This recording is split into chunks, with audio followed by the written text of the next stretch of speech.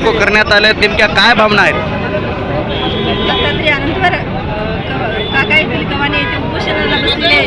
आमचं एकच म्हणणं आहे की आमच्या ओबीसीतून आरक्षण मराठा समाजाला देऊ नये आणि जे कुणबी मराठा नेत्यांनी जे खोटं काही नकल चालू आहे तर ते थांबलं पाहिजे, तात्काळ थांबलं पाहिजे. 7 दिवस झाले त्यांच्या अन्नाचा कण सुद्धा त्याच्या पोटामध्ये नाही.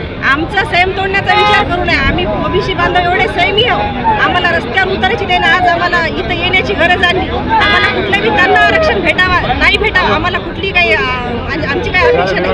त्यांना भेटावं, आता आमच्यातून देऊ नये.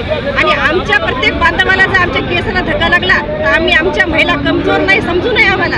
आम्ही आज फक्त इथं आम्ही तिघी जणी आलेले आहोत. सगळा आमचा ओबीसी समाज रस्त्यावर उतरून काय करणार नाही आणि काय करेल हे तुम्ही समजून घ्या. कारण आम्ही आमचा संयम तुटला तर आम्ही काही करेल याचं काही सांगू शकत नाही. आणि आमच्या ओबीसी समाजाला कुठलाही धक्का नाही लागला पाहिजे, आमच्या ओबीसी धक्का नाही लागला पाहिजे. आणि तात्काळ शासनाने नोंद घ्यावी, तात्काळ शासनाने नोंद घ्यावी. आमच्या अनंतवार काकाची ते येऊन आमच्या काय समस्या आहेत आमची एवढं मागणी समजून घ्यावी एवढी आम्ही विनंती करतो.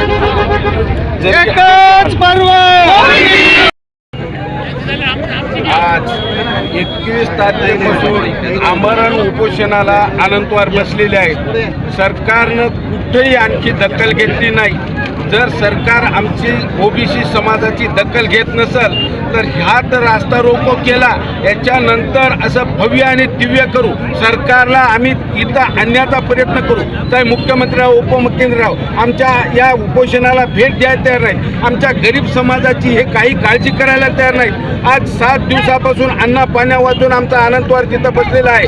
हे राग आम्हाला अति येत आहे. या सरकारनं जास्तीत जास्त जर लवकर नाही निर्णय घेतला तर आम्ही याच्या पुढे जेलभरो आंदोलन करून गावागावामध्ये जाऊन सर्वांना सूचना देऊन सर्व पब्लिकला आम्ही मैदानात आणून या शासनानं याची ताबडतोब हे दखल घेतलीच पाहिजे.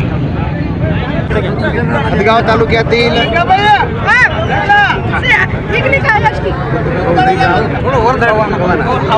तालुक्यातील आव्हाना या गावी आमचे ओबीसी बांधव दत्तात्रय पांडुरंग अनंतवार 7 दिवसापासून आज उपोषणाला बसलेले आहेत. आणि यांचं उपोषण हे मराठा समाजाची ओबीसीमध्ये जी घुसखोरी आहे ती घुसखोरी त्वरित थांबवावी यासाठी आहे.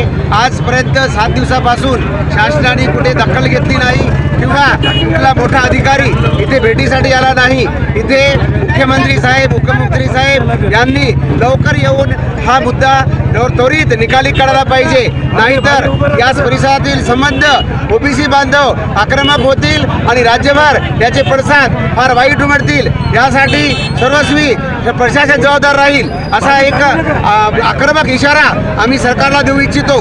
जय ओबीसी.